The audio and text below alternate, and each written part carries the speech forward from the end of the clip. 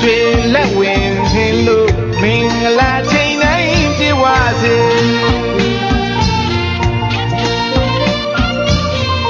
ဆွေနဲ့ခင်းစားတဲ့လမ်းမြတ်တာဝေ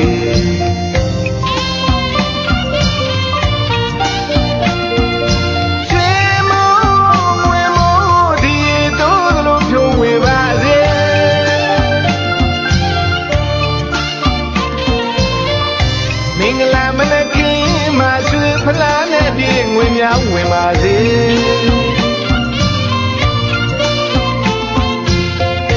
အေးလာမအေးဒနာအေးဒုက္ခဝေ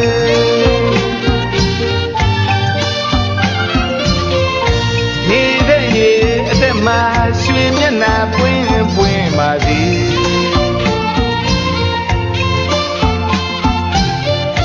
ရောင်မဝဲပါလာလို့ခဏဥစ္စာရတနာဖြိုးဝဲ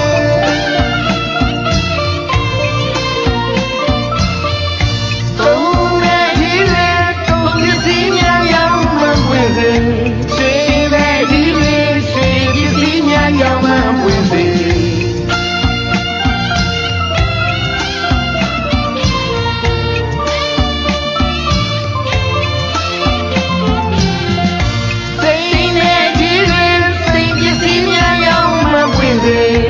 ဝေးတဲ့ဒီလေဝေးဒီစီများရောင်မဝင်စေဘလငါလာအမှန်ပြေတနပူစီပိုင်ဆိုင်ပါစေ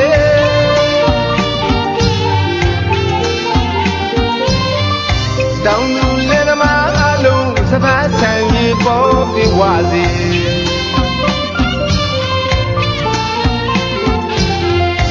ခုနှစ်ရသားသမီးတွေစိတ်ရောကိုယ်ပါကျမ်းမာချမ်းသာစေ